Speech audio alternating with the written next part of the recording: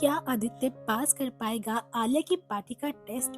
दोस्तों ये है मोहब्बत के इस एपिसोड में जहाँ पर कि इशिता और रमन बेचारे अपने बेटे को उठाने के लिए आते हैं और शगुन सोचती है कि मैंने तो स्लीपिंग पिल्स खिला दी है तो आदि अब उठने नहीं वाला है। लेकिन तभी वहाँ पर आलिया की पार्टी जोर जोर से आवाज देकर उसे उठा रही होती है। इशिता बताती कि आदि नहीं उठ रहा है, दादी गुस्सा हो रही है। रमन छोटा सा मजाक करता है कि मुर्गे पे या फिर आदित्य पे, तो यहाँ पर इशिता चिढ़ जाती है। लेकिन तभी एक मिरेकल होता है।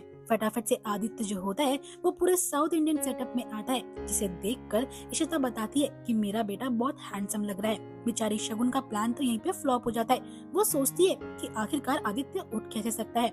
पार्टी तो काफी ज्यादा इम्प्रेस होती है और यहाँ पर आदित्य और नंबर बढ़ाने के लिए पूजा की थाली क्रिएट करने के लिए कहता है। लेकिन तभी आलिया की पार्टी कहती है वो सब मैंने कर लिया है, तुम बस ये पूजा का सामान उठाओ और हमें चलना चाहिए क्योंकि हमें थोड़ा लेट हो चुका है। तभी वहाँ पर आलिया भी आती है और कहती है क्या मैं भी आप लोगों के साथ टेंपल चल सकती हूँ। तो यहाँ पर आलिया की पार्टी काफी ज्यादा इम्प्रेस होती है और यहाँ पर दोस्तों आलिया आदित्य दोनों ही एक साथ अपनी पार्टी के साथ मंदिर के लिए रवाना हो जाते हैं। अब दोस्तों जैसे ही आलिया की पार्टी आदित्य और आलिया सभी लोग मंदिर के लिए जा रहे होते हैं तो शगुन बहुत ज्यादा परेशान हो जाती है कि इतनी प्लानिंग के बावजूद भी मेरा प्लान फेल कैसे हो गया। जब आदित्य नीचे आता है गाड़ी के पास तो उसे अपने पापा की गाड़ी दिखती है। वह घबरा जाता है कहीं आलिया की पार्टी देख ना ले, इसलिए वह उन्हें सीट पर बैठने के लिए कहता है और आलिया को समझाता है कि तुम जाके मम्मी को मैसेज कर दो कि फाइनली सब चीज ऑन टाइम पे हो चुकी है। और जैसे आदित्य अपनी गाड़ी लेकर स्टार्ट करके निकलता है वहाँ से, रमन इशिता भी उसकी गाड़ी के पीछे ही बैठे होते हैं। वे दोनों ही आदि को देखकर काफी इम्प्रेस होते हैं और यहाँ पर रमन तो ये तक बोलता है कि जैसा स्मार्ट मैं हूँ वैसे ही मेरा बेटा भी है।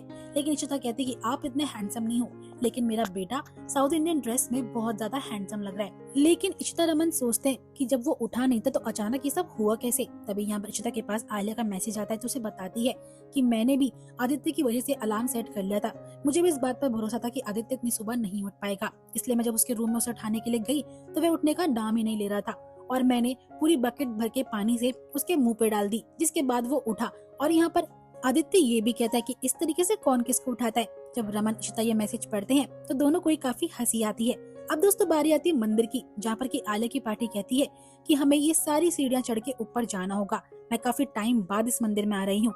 आदित्य को लगता है कि शायद आलिया को गोदी में उठाकर चढ़ना होगा मंदिर की सीढ़ियाँ, लेकिन यहाँ पर आलिया की पार्टी कहती है कि तुम्हें मुझे उठाना होगा क्योंकि ये सीढ़ियाँ बहुत ज्यादा है और मेरे घुटनों में दर्द है और इसी की वजह से मैं इस मंदिर में आ नहीं पाती हूँ। तो इसलिए तुम्हें मुझे अपनी गोद में उठाकर ये मंदिर की सारी सीढ़ियाँ चढ़नी होगी। अब यहाँ पर आलिया कहती है तुम कर तो लोगे ना आदित्य। लेकिन आदित्य जो है वो आलिया के लिए इतना सीरियस हो चुका है कि वह आलिया की पार्टी को उठाकर मंदिर की 100 से ऊपर सीढ़ियाँ चढ़ने को राजी हो जाता है। बड़ी हिम्मत से वह सारी सीढ़ियों को चढ़ रहा होता है। आलिया ये सब देखकर काफी इम्प्रेस भी होती है, लेकिन उसे आदित्य की फिक्र भी हो रही होती है। दूसरी ओर इशिता ब्रेकफास्ट करने की बजाय आलिया को फोन कनेक्ट करने की कोशिश करती है, लेकिन उसका फोन नहीं लग पाता। रमन को जो जूस देती है उस जूस में भी नमक होता है। रमन चिल्लाकर बोलता है कि नीलू तू ये क्या जूस बना रही है। इशिता बताती है कि ये जूस मैंने बनाया है।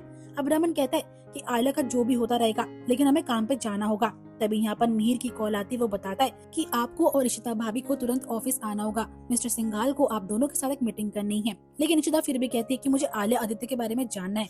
रमन ताना मारते हुए बोलता है तेरी आलिया आदित्य के चक्कर में मेरा धंधा चौपट हो जाएगा, इसलिए चुपचाप मेरे साथ चल। तभी वहाँ पर आदित्य भी बड़ी हिम्मत के साथ मंदिर की सारी सीढ़ियाँ पार कर कर ऊपर पहुँच जाता है। बेचारे की हालत खराब तो होती है। जब आलिया उसे कहती मैं तुम्हारे लिए पानी कुछ खाने के लिए लाती तो आदि इन सब के लिए साफ इनकार करता है और कहता है कि पहले पूजा करेंगे उसी के बाद हम कुछ खाएंगे। जिसके बाद तो आलिया की पार्टी बहुत इम्प्रेस होती है और वे पंडित जी से कहती है कि आज की पूजा मेरा बेटा करेगा। आदित्य को ये फील बहुत अच्छा लगता है कि फाइनली उसकी पार्टी शायद मुझे अपनाने लगी है और यहाँ पर सभी लोग काफी खुश होते हैं पूजा के बाद। एंड यहाँ पर आलिया की पार्टी आदित्य की खूब तारीफ कर रही होती है। ये भी कहती कि तुम मेरे दोनों ही टेस्ट में पास हो चुके हो। तभी यहाँ पर आदित्य और आलिया को थोड़ी सी होप मिलती है कि शायद से अब सब कुछ ठीक होने वाला है। दोनों की शादी भी बहुत जल्द हो जाएगी। आदित्य कहता है कि आलिया तुम्हारे लिए मैं सब कुछ करने को तैयार हूँ। दूसरी ओर सिमरन जो होती है वो नए नए गैजेट चूज कर रही होती है पीहू के लिए और अनन्या जब उससे पूछती है तो यहाँ पर सिमरन बताती है जिस तरीके से शगुन ने तुम्हें गिफ्ट दिया है उस तरीके से हमें भी तो पीहू को कुछ देना चाहिए। अनन्या सोचती है कि हाँ ये आइडिया ठीक तो है, लेकिन यहाँ पर सिमरन की एक चाल होती है। वह किसी तरीके से बस पीहू की सारी इन्फॉर्मेशन अनन्या से निकलवाना चाहती थी। अब यहाँ पर संतोषी और अनन्या स्कूल के लिए निकल जाते हैं। दूसरी ओर शगुन को लेट हो रहा होता कहीं जाने के लिए। अनन्या देखती स्कूल में शगुन की गाड़ी तो वह पीहू से बात करने की कोशिश करती है, लेकिन यहाँ पर शगुन उसे इग्नोर करती है और गाड़ी लेकर निकल जाती है। अनन्या काफी सैड होती है तो संतोषी उसे मनाती, कोई बात नहीं पुत्र, तू बाद में दे दियो। दूसरी ओर शगुन को किसी डिजाइनर से मिलना होता है और यहाँ पर पीहू जिद करती है, मुझे भूख लग रही है। शगुन बोलते हम रास्ते में कुछ खा लेंगे। जैसे वो डिजाइनर के पास पहुंचती है तो वो उसे पीहू को अंदर लाने के लिए मना कर देती है ताकि पीहू कपड़े गंदे ना करे। शगुन उसे गाड़ी में छोड़कर फोन पकड़ा के वहाँ से निकल जाती है।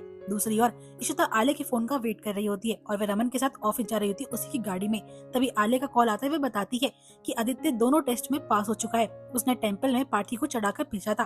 अब यहाँ पर रमन काफी इम्प्रेस होता है, लेकिन तभी गुस्से में वह उसे आरटीओ ऑफिस लेकर आता और कहता है कि तू मेरा पीछा छोड़, अपनी गाड़ी छुड़वा यहाँ से। लेकिन तभी दोस्तों आरटीओ ऑफिस वाले एक गाड़ी लेकर आते हैं जिसमें कि वे बताते हैं इस गाड़ी के अंदर बच्ची है, अब मैम इसकी खुद ही आएगी गाड़ी लेने के लिए। तभी यहाँ पर इशिता को ध्यान पड़ता है कि ये तो शगुन की गाड़ी है और वे दोनों ही जब गाड़ी के पास जाते हैं तो उन्हें पीहू सोई हुई मिलती है। रमन इशिता दोनों ही घबरा जाते हैं और वे बार बार गेट खटखटाते हैं, पीहू को उठाने की कोशिश करते हैं, लेकिन बहुत देर बाद पीहू की आंख खुलती है। रमन उसे गले से लगाता है लॉक खुलवाकर और जैसे इशिता उसके पास आती है तो पीहू चिढ़ जाती है और कहती है अंकल मुझे अपनी मम्मी के पास जाना है।